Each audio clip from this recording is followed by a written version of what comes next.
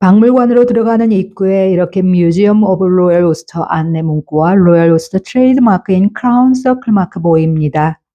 서클 위로 왕관이 얹혀 있는 이 크라운 서클 마크는 1862년 처음 등장합니다.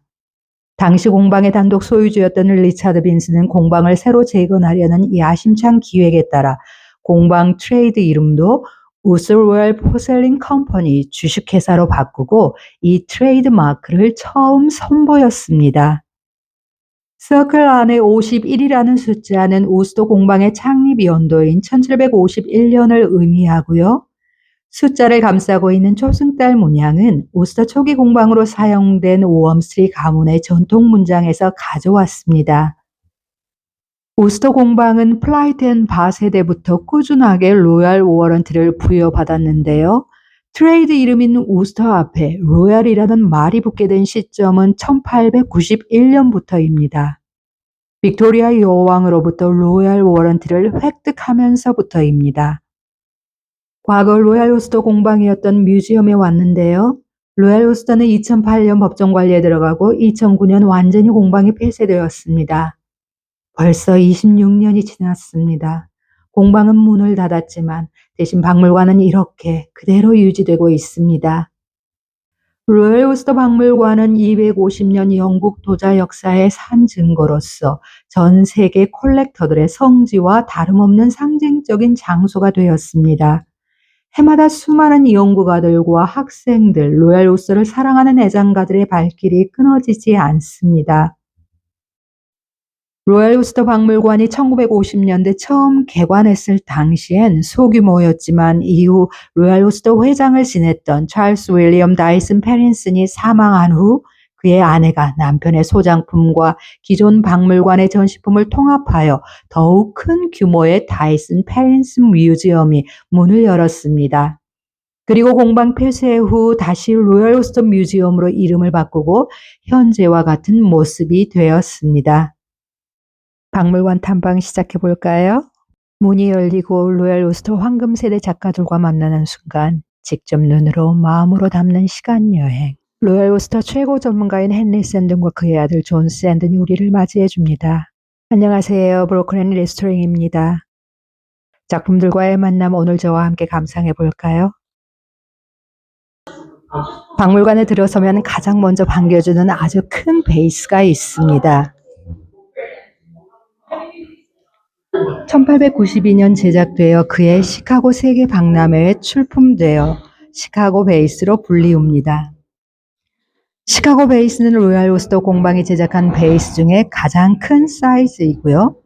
양손 핸들은 용 형상이고 커버 피니얼은 아기 천사 피겨인이네요.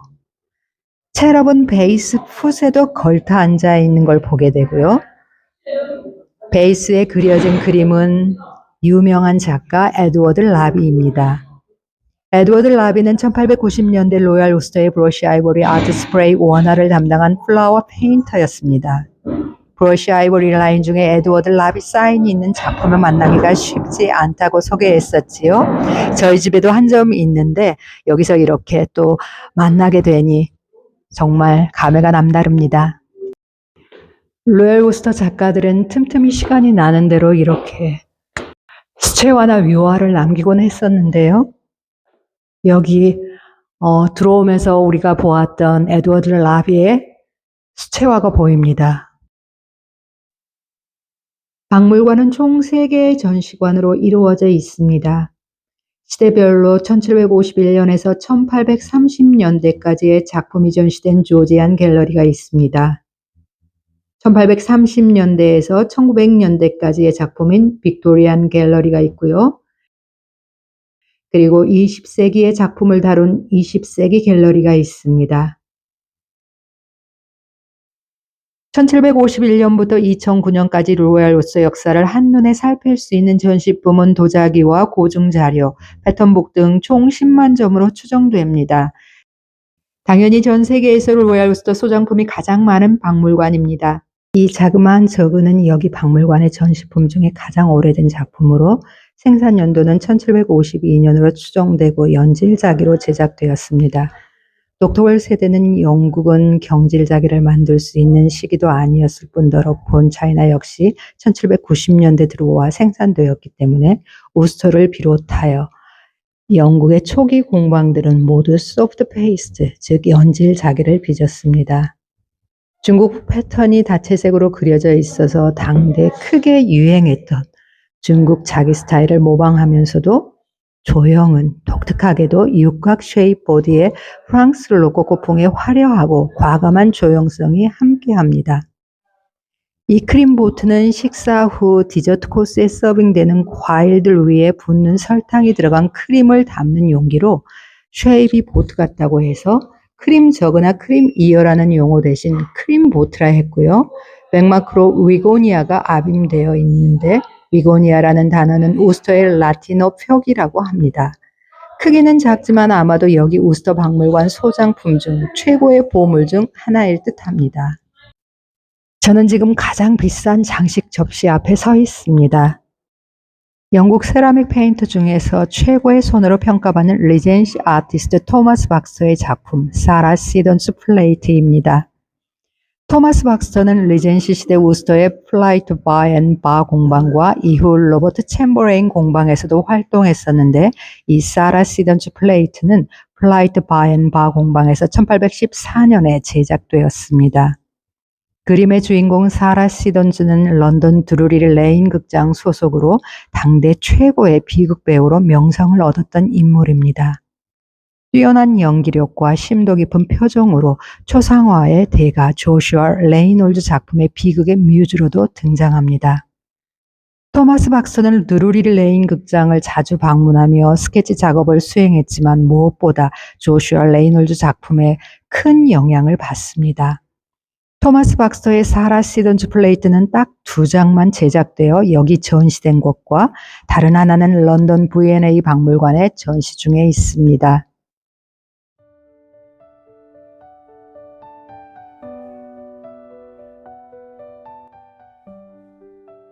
누구나 한 점씩 품고 싶은 혹은 이미 품고 있을 헤들리 공방 출신의 헤들리 작가 작품들입니다.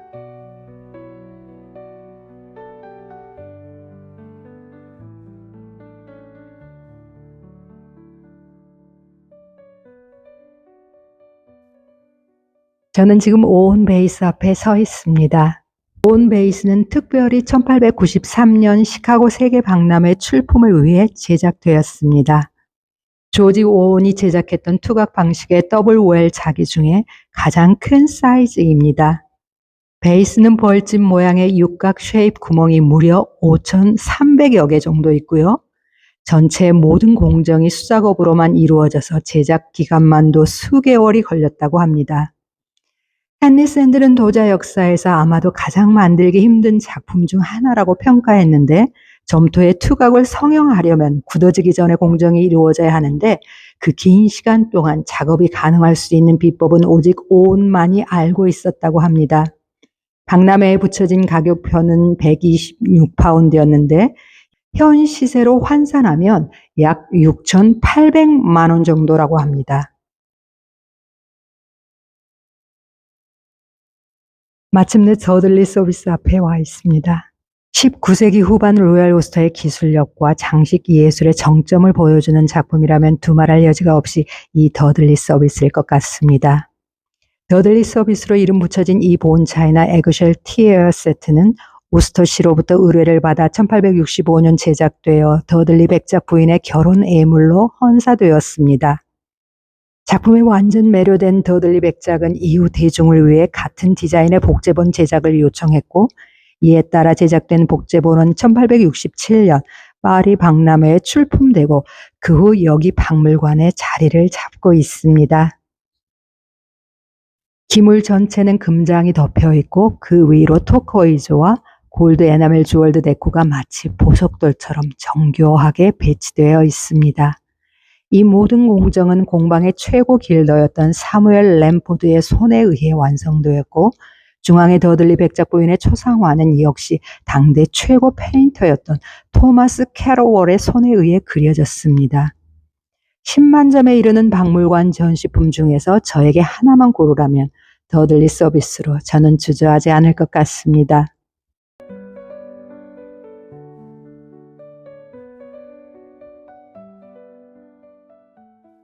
저는 지금 찰스 볼드윈 플라잉 스완 앞에 있는데요. 크고 슬림한 형태의 리드를 갖추고 매트 블루그라운드에 플라잉 스완이 그려져 있는 이 베이스는 1898년 생산된 찰스 볼드윈의 작품입니다. 베토벤의 월광 소나타를 듣는 듯 달빛이 쏟아지는 호수를 박차고 밤하늘을 날아오르는 백조들의 군무를 보는 것 같습니다. 찰스 볼드윈은 자신의 플라잉 스완 서브젝트를 공방의 다른 작가들이 그리지 못하게 했을 뿐만 아니라 런던에 소재한 출판 인쇄 저작소였던 스테이셔너 소울에 공식 등록하여 저작권 보호를 받도록 했습니다. 볼드윈 스완 베이스는 새 밀레니엄 기념으로 2000년도에 현역 아티스트에 의해 25점 리미티드 에디션으로 재현 제작되었고요.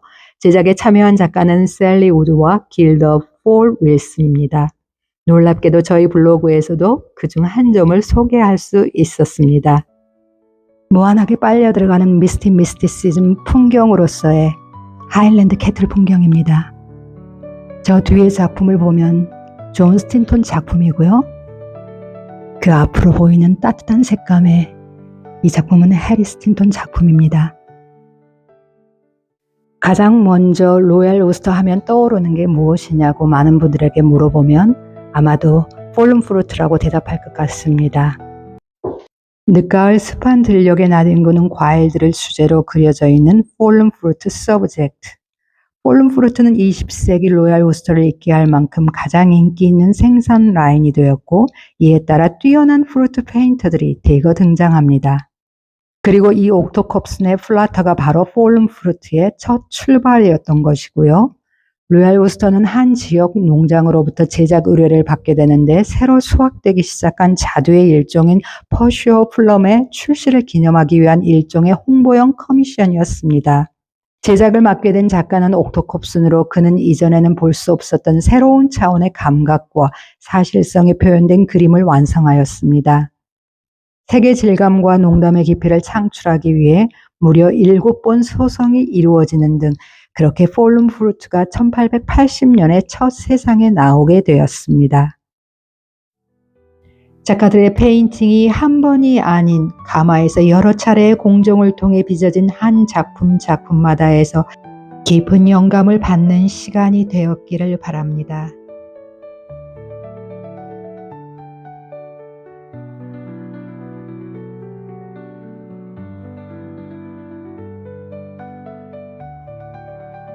과일 향이 납니다. 로얄 오스터를 사랑할 수밖에 없는 이유입니다.